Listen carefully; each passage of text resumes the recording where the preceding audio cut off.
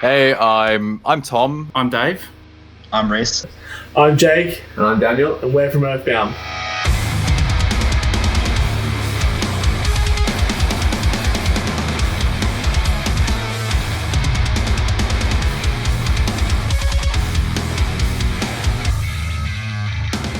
Earthbound is a metalcore band. We're from Melbourne, Australia.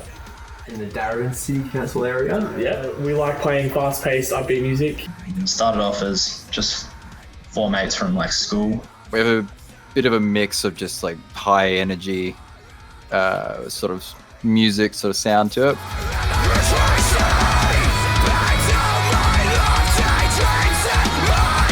Fans can expect a lot.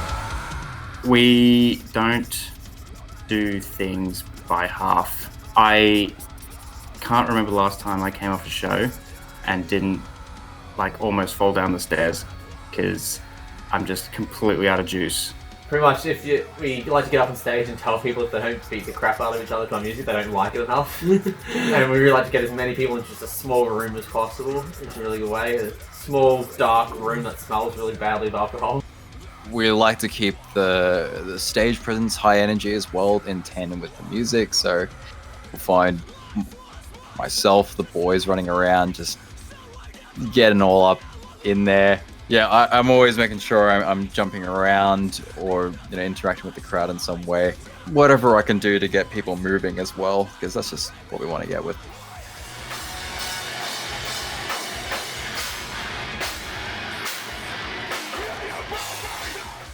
I really like to interact with the crowd if I can. There's a lot of it's a lot of fun to be up there yourself, but it's also a lot of fun to see a lot of people else having fun on the ground. I think that's the best thing about it as well, is just seeing everyone.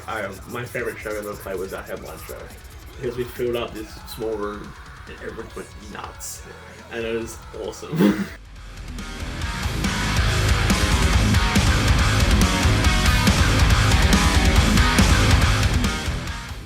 It set us back, having the whole COVID situation occur.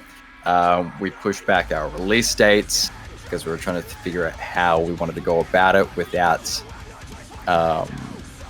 having the shows as a means to showcase the music. It's definitely limited our ability to play to a live audience. COVID has. We're in the midst of releasing a third EP. Usually the best part about doing the promotional campaign stuff is you get to play the show at the end. You go through this huge campaign of, this is the song, get hyped, it's coming out soon, it's out. Here's a guitar playthrough, here's the lyrics, here's what they mean. Here's a heap of photos that we took, here's the video. And at the end it builds up to this one big show that you get this whole hype of your EP that's just come out is building towards this show. Come to this, come sing it, come play with us, and then you just can't do that now. Not playing live, it sort of feels like there's something just missing. It's either we are playing a show, or we're getting ready to play a show, or we're developing something new for the show, or we're recording new music so we can play new stuff at the show.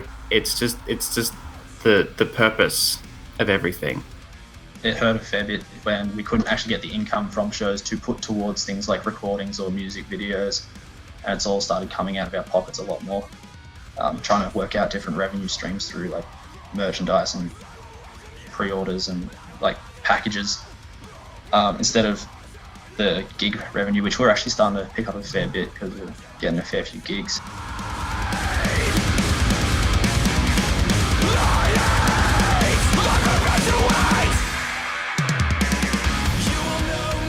Live venues have certainly been the forefront of what they can do in terms of bending the restrictions a little bit. You just gotta look at a lot of bands who've done live webcasts of their sets, things like that. Smash Mouth did that concert in England where they had everyone up in their little bullpens, and there's 3 or 4 people in each pen. They were 1.5 meters apart. I would love to play a show where everyone's in inflatable balls.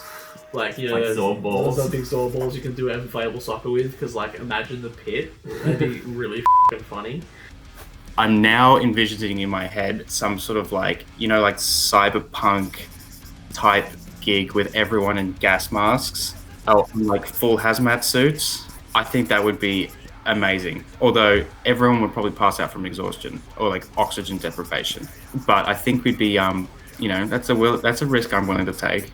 Have one idea that we wanted to execute before, like when we were sort of in like the midst of planning it out, when these restrictions died down for that little bit there, was a night in with Earthbound.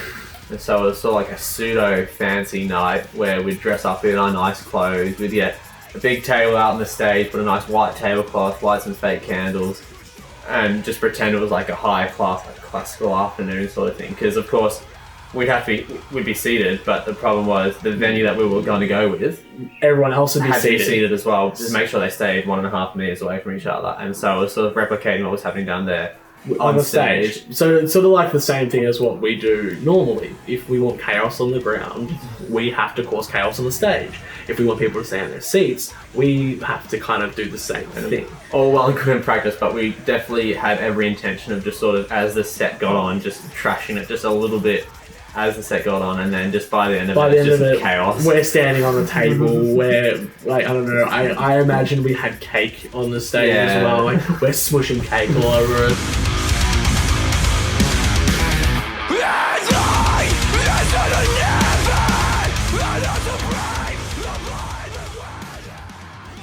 Yeah, it's trying times, but also the ingenuity and the creativity of what the music scene can do is going to really thrive once we can play shows again. A lot of the time you'll find that music industry will reward who you know, but I think a lot of it now is going to reward how well you think outside the box on this sort of thing.